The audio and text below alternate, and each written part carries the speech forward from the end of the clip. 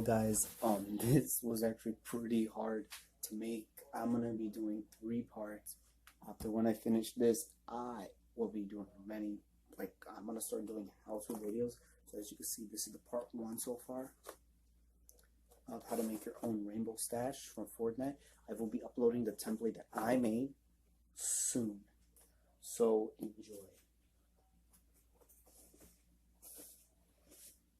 Yeah, I'm working on some really good stuff, so yeah, make sure you guys like, subscribe, comment, and I will start making DIY projects. So yeah, the cosplay master is out. 1, 2, 17, break your mother.